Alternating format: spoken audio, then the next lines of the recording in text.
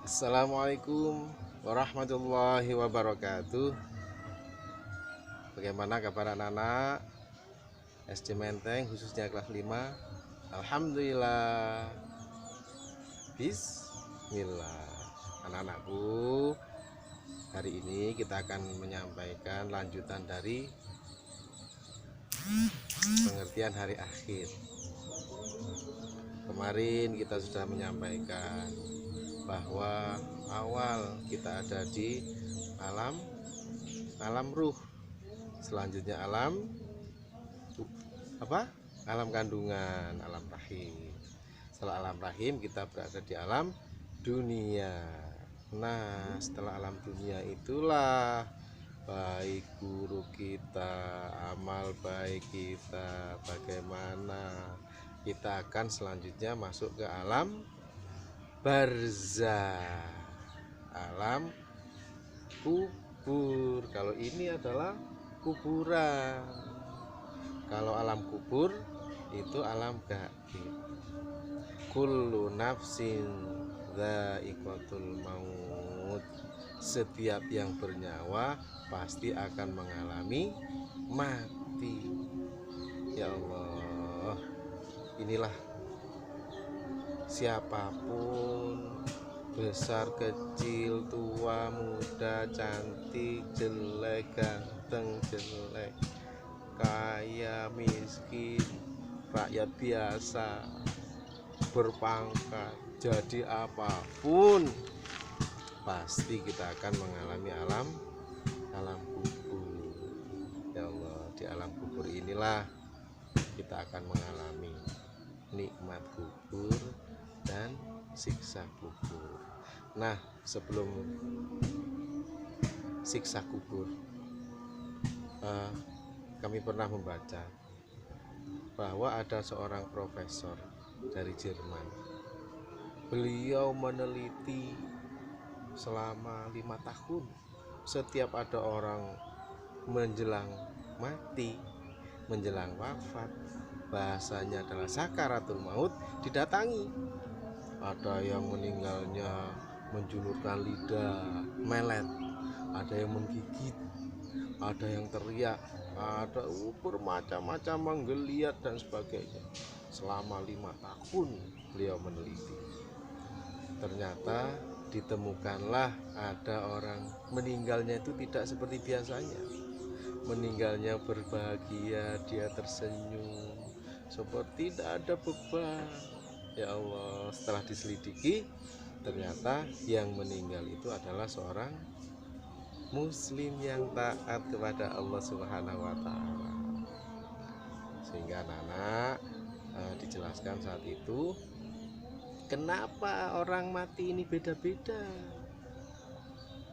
Secara ilmiah dijelaskan bahwa di otak kita ini ada otak kecil. Di dalam otak kecil itu ada lagi otak yang kecil di dalamnya itu. Kalau bahasa kesehatan saya nggak paham, tapi yang paham itu adalah otak itu namanya otak budi luhur. Di otak budi luhur itulah apa yang kita ucapkan terekam di sana, apa yang kita perilakukan terekam di sana, apa yang kita lakukan selama di dunia ternyata di otak budi luhur itu terekam.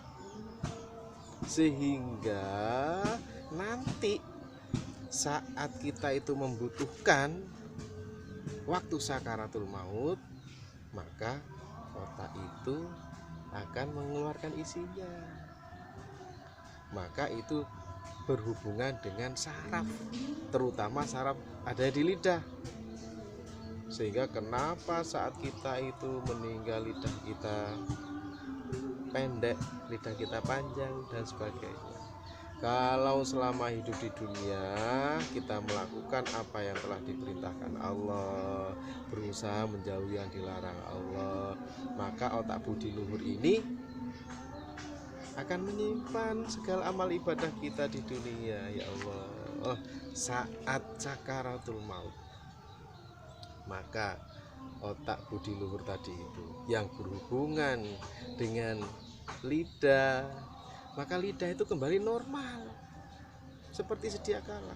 Sehingga karena kebaikannya banyak waktu di dunia, otak yang budi luhur itu yang berhubungan dengan saraf lidah normal, maka dia akan bisa menyebut Allah, la ilaha illallah, subhanallah, menyebut apa saja bisa. Karena apa yang di budi luhur itu sudah merekam semua kebaikan. Beda dengan kita waktu di dunia ngomong sembarangan, melakukan hal-hal pelanggaran, sehingga saraf yang menuju lidah itu sarafnya tertarik, akhirnya lidahnya menjadi pendek, sehingga disuruh menyebut nama Allah, Allah, la ilaha illallah, tidak bisa.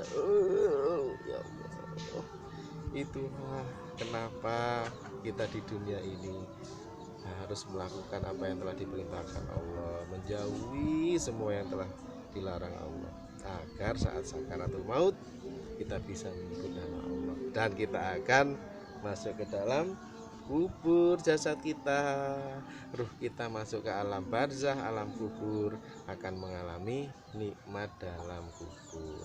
Kalau waktu di dunia kebaikannya banyak, di dalam alam kubur kita merasakan nikmat kubur.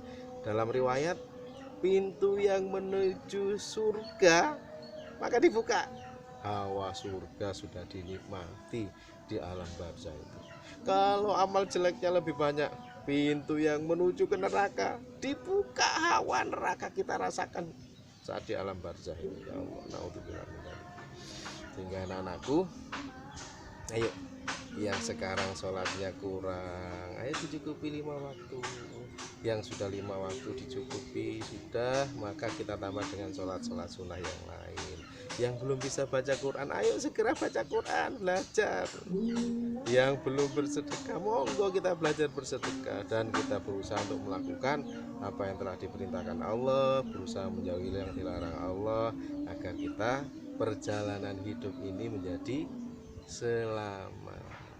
Itu yang bisa kami sampaikan, anak-anakku.